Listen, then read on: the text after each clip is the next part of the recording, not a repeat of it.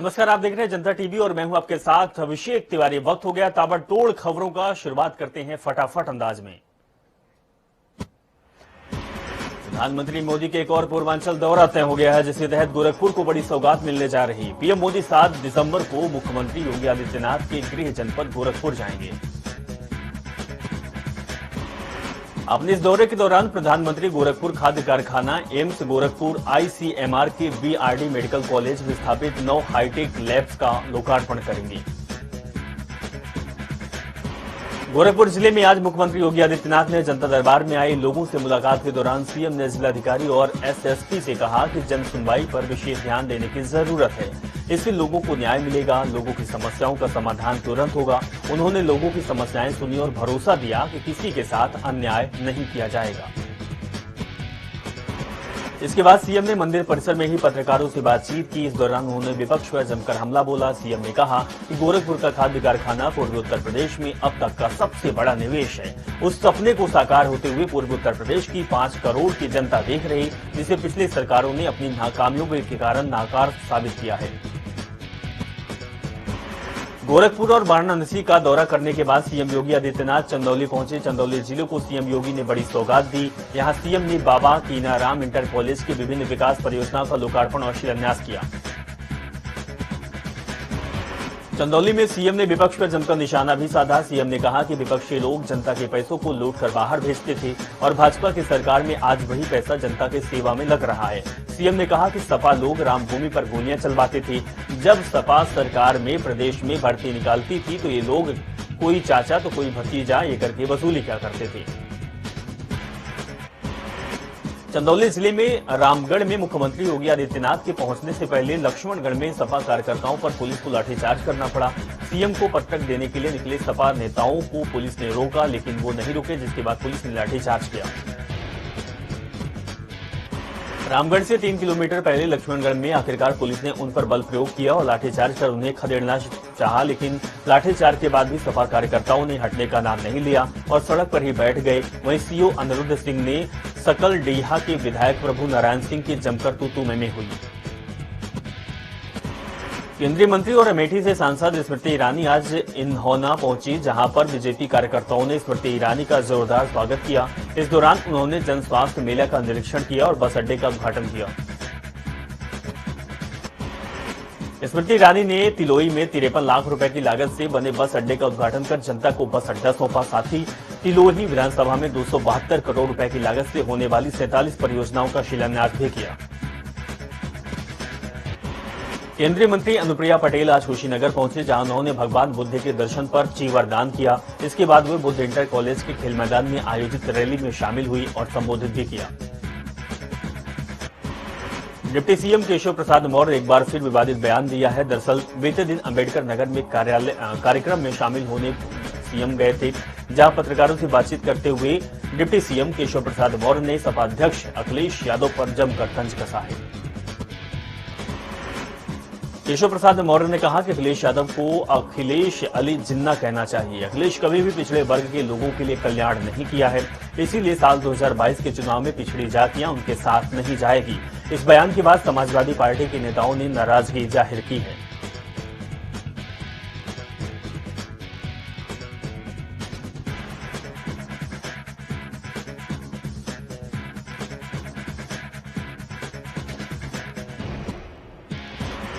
लखनऊ में गोडबांधा समाज की ओर से आज साइकिल यात्रा की शुरुआत समाजवादी पार्टी कार्यालय में की गई, जिसको अखिलेश यादव ने झंडा दिखाकर रवाना किया। ये यात्रा सभी जिलों में भ्रमण करेगी और समाजवादी पार्टी की नीतियों और रीतियों को अवगत कराएगी। इस बीच अखिलेश यादव ने डिप्टी सीएम केशव प्रसाद मौर्य की जाली टोपी और लुंगी वाले बयान पर हमला बोलते हुए कहा कि उन्हें लगता है कि मुख्यमंत्री को करीब से देख लिया है, जिसकी वजह से वो लोगों के कपड़ों से पहचान कर रहे हैं। राजधानी लखनऊ में शिक्षक भर्ती के लिए प्रदर्शन कर रहे छात्रों पर पुलिस ने बर्बरता से लाठीचार्ज किया। शाम को जब ये छात्र प्रदर्शन कर रहे थे, कैंडल मार्च निकाल रहे थे, तभी पुलिस ने इन्हें दौड़ा दौड़ाकर लात और घूंसों से पीटा। दरअसल शिक्षक की नौकरी चाह रहे युवक राजधानी के 10 नंबर चौराहे पर कैंडल मार्च निकाल रहे थे, तभी अचानक मौके पर पुलिस पहुंचती है और युवाओं पर लाठीचार्ज कर देती है। शिक्षक अभ्यर्थी की मांग है कि 69,000 शिक्षकों की बहाली की जाए, साथ ही 22,000 सीट और जोड़ी जाए। तो वहीं अब इस पर राजनीति भी तेज हो गई है। अखिलेश यादव ने ट्वीट कर योगी सरकार को आड़े हाथ लिया है। अखिलेश ने ट्वीट करते हुए लिखा है कि भाजपा के राज में भावी शिक्षकों पर लाठीचार्ज करके विश्व गुरु बनने का मार्ग प्रशस्त किया जा रहा है। हम 69,000 शिक्षक भर्ती की मांगों के साथ युवा चाहे आज या फिर नहीं चाहे भाजपा, छात्रों पर लाठीचार्ज से गरमाई है सियासत और अखिलेश यादव ने जमकर सरकार को कोसा है। समाजवादी पार्टी के अलावा आम आदमी पार्टी ने भी यूपी सरकार को घेरा है। आप सांसद संजय सिंह ने ट्वीट करते हुए लिखा है कि आदित्यनाथ जी, जितना मन चाहे इन बेरोजगारों नौजवानों को पिटवा लीजिए, लेकिन दो बात याद रखिएगा, इन्हीं नौजवानों ने आपको सत्ता के शिखर पर पहुंचाया है। बेरोजगारों पर हो रहे जुल्म आपकी सत्ता के ताबूत में आखिरी कील साबित होगी। वहीं इस पूरे मामले में बीजेपी नेता वरुण गांधी ने लिखा है कि बच्चे भी मां भारती के लाल हैं, इनकी बात मानना तो दूर कोई सुनने को तैयार नहीं है। इस पर भी इनके ऊपर ये बर्बरता लाठीचार्ज। अपने दिल पर हाथ रखकर सोचिए, क्या ये आपके बच्चे होते तो इनके हाथ और इनके साथ यही व्यवहार होता? और आपके पास रिक्तियां भी हैं और योग्य अभ्यर्थी भी हैं, भर्तियां क्यों नहीं कर रहे हैं? इसके साथ ही मायावती ने भी ट्वीट किया है। उन्होंने लिखा है कि यूपी में 69,000 शिक्षक भर्ती के पुराने और लंबित मामले को लेकर राजधानी लखनऊ में कल रात शांतिपूर्ण कैंडल मार्च निकालने वाले सैकड़ों युवाओं का पुलिस लाठीचार्ज करके घायल करना अति दुखद और निंदनीय है। सरकार इनकी जायज मांगों पर तुरंत सहानुभूतिपूर्वक विचार करे, बीएसपी की ये मांग है। यूपी टीईटी पेपर लीक मामले में लापरवाही का एक और सच सामने आया। पेपर छापने का ठेका लेने वाले आरएसएम फिनसर्व कंपनी के पास इनकी जगह भी नहीं थी कि पेपर छपवाकर कहीं सुरक्षित रखे। 4 अन्य प्रिंटिंग प्रेस में छपकर आए पेपर राय अनुप्रसाद ने किराए पर लेकर बियर के गोदाम में रखे थे। इतना ही नहीं, जिस पते पर राय अनुप्रसाद की आरएसएम फिनसर्व रजिस्टर्ड है, वो किराए की बिल्डिंग का पता भी नहीं है। राय अनुप्रसाद के पास अपनी बिल्डिंग भी नहीं थी। यूपी के टीचर एलिजिबिलिटी टेस्ट यानी कि शिक्षक पात्रता परीक्षा में रोज ही लापरवाही के नए मामले सामने आ रहे हैं। जानकारी के मुताबिक राय अनुप्रसाद की आरएसएम फिनसर्व प्राइवेट लिमिटेड का पता नई दिल्ली का है, जहां पर इतनी ही जगह नहीं थी कि यूपी टीईटी परीक्षा के लिए छपकर आए 22 लाख पेपर का बंडल रखा जा सके। वहीं इस पूरे मामले में कांग्रेस महासचिव प्रियंका गांधी ने ट्वीट किया है, यूपी टीईटी घोटाले में दाल में कुछ काला ही नहीं बल्कि पूरी दाल ही काली है। पेपर छापने का ठेका देने से लेकर परीक्षा के प्रबंधन तक हर कदम पर भ्रष्टाचार किया गया। उत्तर प्रदेश सरकार पूरी तरह से भ्रष्ट और युवा विरोधी है। स्वदेश चंद्र मिश्रा के कार्यालय पर उत्तर प्रदेश छात्र युवा रोजगार अधिकार मोर्चा ने बीएसपी पूर्व विधायक नकुल दुबे से मुलाकात की। नकुल दुबे ने प्रदेश सरकार पर निशाना साधते हुए कहा कि भर्ती ही नहीं पूरी करनी, इसीलिए टीटी का पेपर आउट कराया गया। सरकार की मंशा साफ है कि इन युवा बेरोजगारों को रोजगार न मिल पाए। वाराणसी में प्रधानमंत्री अपने ड्रीम प्रोजेक्ट के श्री काशी विश्वनाथ धाम का लोकार्पण करने 13 दिसंबर को वाराणसी आ रहे हैं। दिसंबर से विभिन्न कार्यक्रमों के अलावा 13 दिसंबर से 14 जनवरी तक भव्य काशी दिव्य काशी कार्यक्रम का आयोजन किया जा रहा है। उत्तर प्रदेश सरकार श्री काशी विश्वनाथ धाम के लोकार्पण का भव्य बनाने जा रही है और इसके अंतर्गत धामार्थ कार्य विभाग लोकार्पण समारोह की स्क्रीनिंग पूरी दुनिया में मठ मंदिर में ऑनलाइन तरीके से करने की तैयारी भी सरकार कर चुकी है। वहीं वाराणसी में 13 दिसंबर को प्रधानमंत्री के आगमन और लोकार्पण समारोह के पहले भारतीय जनता पार्टी ने स्वच्छता अभियान चलाया, जिसकी शुरुआत केंद्रीय मंत्री धर्मेंद्र प्रधान ने की। इस दौरान उत्तर प्रदेश के प्रदेश अध्यक्ष स्वतंत्र देव सिंह, स्टाम्प एवं शुल्क मंत्री रविंद्र जायसवाल, महापौर मधुला जायसवाल सहित सैकड़ों कार्यकर्ता मौजूद रहे।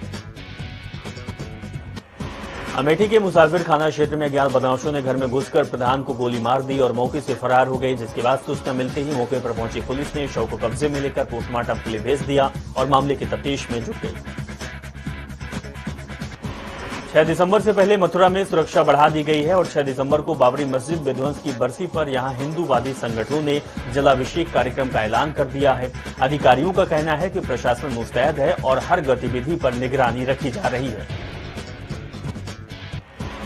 4 हिंदूवादी संगठनों अखिल भारतीय हिंदू महासभा, श्री कृष्ण जन्मभूमि निर्माण न्यास और नारायणी सेना और श्री कृष्ण मुक्ति दल ने 6 दिसंबर को मथुरा में गैर पारंपरिक कार्यक्रम की अनुमति प्रशासन से मांगी है। अखिल भारतीय हिंदू महासभा ने प्रशासन परिसर में भगवान श्री कृष्ण की प्रतिमा स्थापित करने की इजाजत मांगी। हालांकि प्रशासन ने इन संगठनों को ऐसी किसी भी अनुमति देने से इनकार कर दिया है। सुरक्षा के बाद से प्रशासन ने मथुरा को 3 जोन में बांट दिया है। जिस इलाके में कटरा केशवदेव मंदिर है और शाही ईदगाह आता है, उसी रेड जोन घोषित कर दिया गया है, जहां पर सबसे ज्यादा सुरक्षा कर्मियों की तैनाती की गई है। प्रदेश में आगामी चुनाव से पहले भारतीय जनता पार्टी में दूसरे दलों के नेताओं के शामिल होने का सिलसिला लगातार चल रहा है। वहीं आज राजधानी लखनऊ में पश्चिम क्षेत्र में करीब 11 नेताओं ने बीजेपी का दामन थामा है। इसमें से सपा सहित कई अन्य दल के नेता भी शामिल हैं। सभी नेताओं को deputy CM doctor Dinesh Sharma ने सदस्यता दिलाई। ऐसे में ज्वाइनिंग कमेटी के अध्यक्ष लक्ष्मीकांत वाजपेयी भी मौजूद रहे। बता दें कि पूर्व अपर मुख्य सचिव चंद्र प्रकाश भी बीजेपी में शामिल हुए हैं। स्कूलों में बच्चों को सर्दी से बचाने के लिए यूं तो सरकार हर साल बच्चों के लिए गर्म कपड़ों, स्वेटर आदि दिए जाने की तमाम घोषणाएं करती है, लेकिन चुनावी साल होने के बावजूद इस साल रामपुर में अधिकांश स्कूली बच्चों को अब तक सर्दियों के कपड़े उपलब्ध नहीं कराए गए हैं। ललितपुर के जमालपुर क्षेत्र में अज्ञात कारणों से घर के बाहर आग लग गई, जिसके कारण ग्रामीणों ने कड़ी मशक्कत के बाद आग पर काबू पाया। वहीं घर के सदस्य पुरानी रंजिशन के चलते आग लगाने का आरोप लगाया था। लखीमपुर के नीम गांव कोतवाली क्षेत्र में 11,000 लाइन की चपेट में आने से 60 साल के किसान की मौत हो गई। घटना की सूचना देने के 4 घंटे बाद भी बिजली विभाग का कोई भी कर्मचारी घटना स्थल पर नहीं पहुंचा।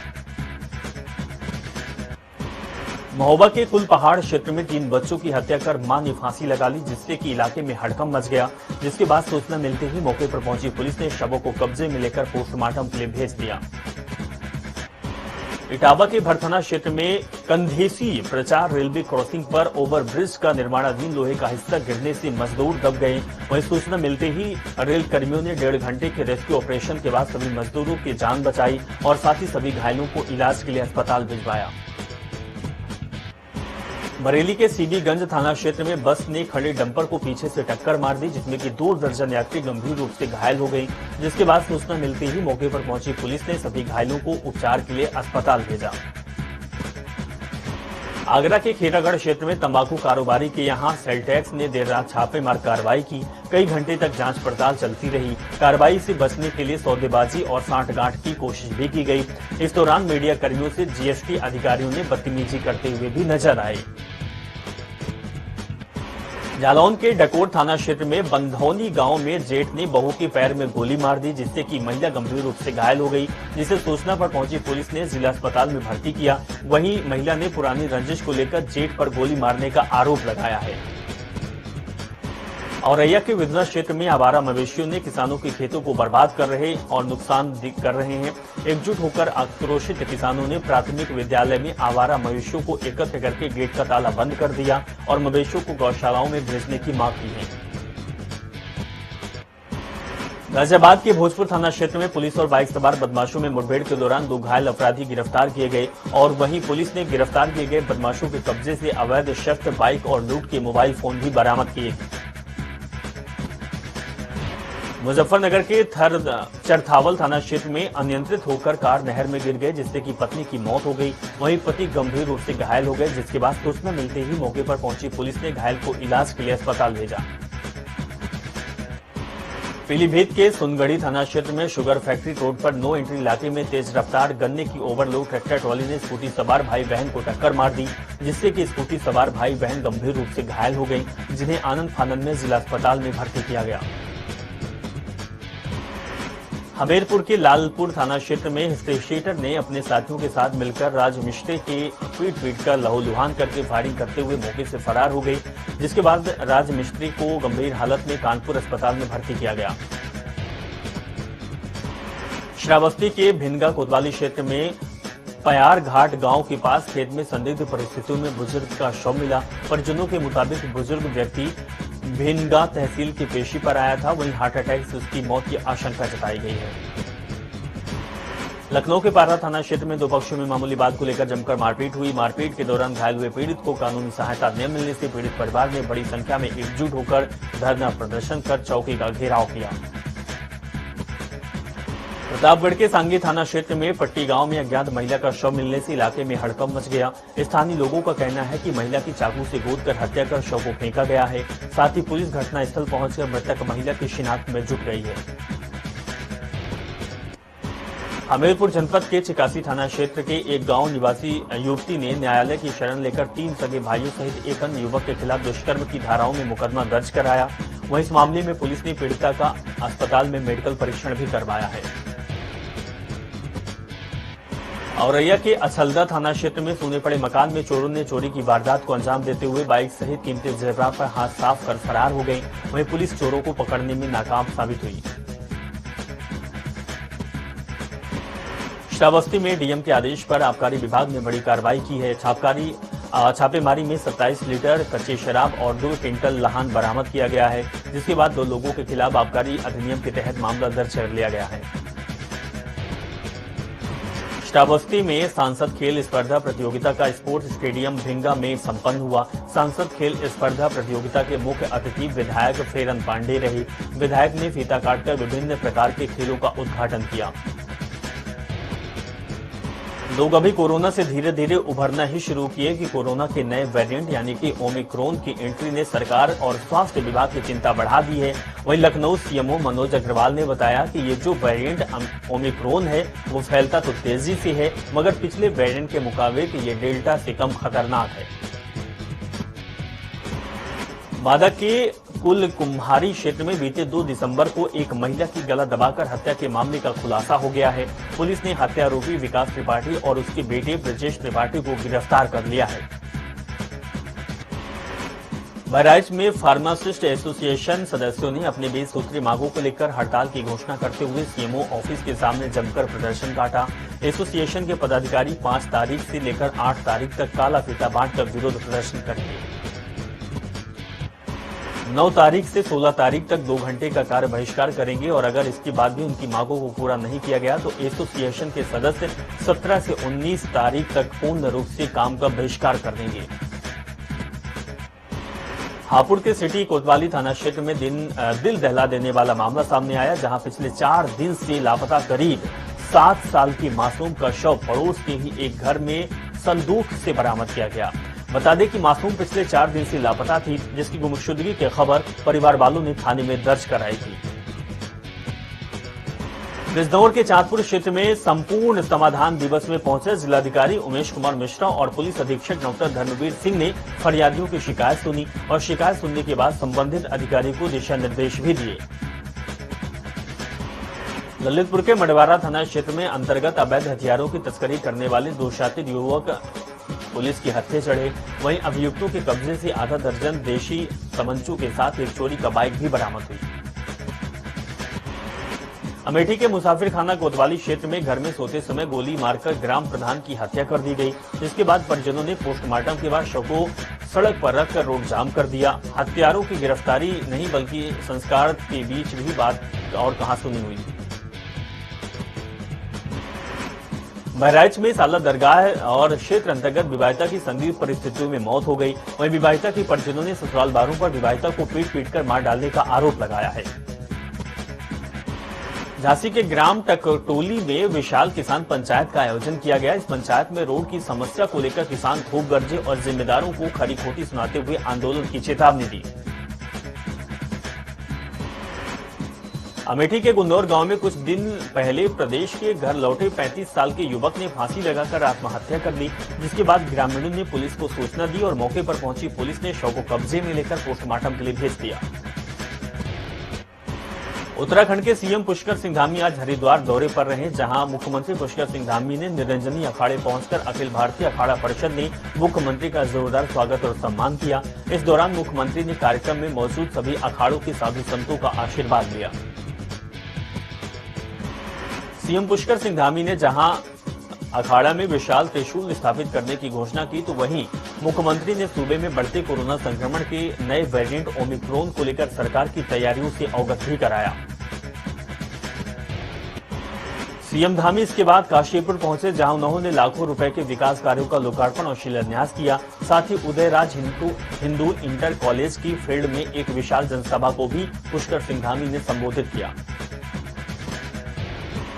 भाजपुर में पूर्व मंत्री यशपाल आर्य और उनके बेटे संजीव आर्य पर हुए हमले के विरोध में कांग्रेसी नेताओं ने मुख्यमंत्री आवास का घेराव किया।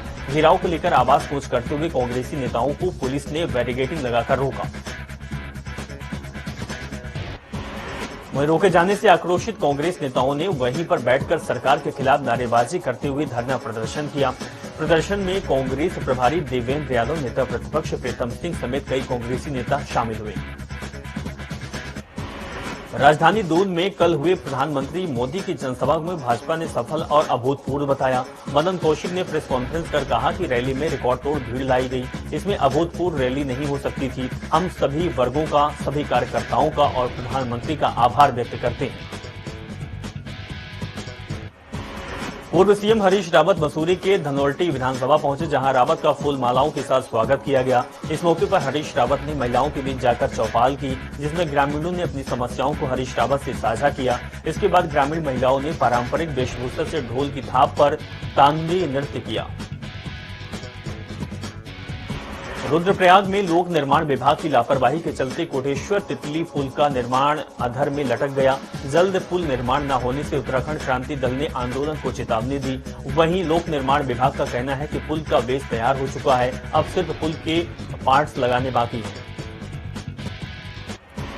कानपुर देहात के सट्टी थाना क्षेत्र में महोबा से दिल्ली जा रही डबल डोर बस में अचानक आग लग गई, जिससे कि बस में बैठी लगभग 140 सवारियों में हड़कंप मच गया और बस को इमरजेंसी खिड़की से कूदकर अपनी जान बचानी पड़ी। हमीरपुर जनपद में लगातार चोरी की घटनाएं बढ़ रही है। सुमेरपुर थाना क्षेत्र में कमलेश होटल में चोर ने चोरी की घटना को अंजाम दिया है और पूरी वारदात सीसीटीवी कैमरे में कैद हो गई है। फतेहपुर के धरिया गांव क्षेत्र में दिवंगतपुर गांव में पुरानी रंजिश के चलते घर के बाहर सो रहे युवक की गोली मारकर हत्या कर दी गई। पुलिस पूरे मामले की तफ्तीश में जुट गई। प्रतापगढ़ दुर्ग नौतन नवा एक्सप्रेसवे ट्रेन में बम रखे जाने की सूचना में हड़कंप मच गया, जिसके बाद आरपीएफ और रेलवे के अफसरों को सूचना दी गई और पुलिस ने चेकिंग अभियान शुरू किया, लेकिन कुछ भी नहीं पाया गया। चलिए ताबड़तोड़ खबरों बस इतना ही, और खबरों के लिए आप जुड़े रहें और देखते रहें जनता टीवी। नमस्कार।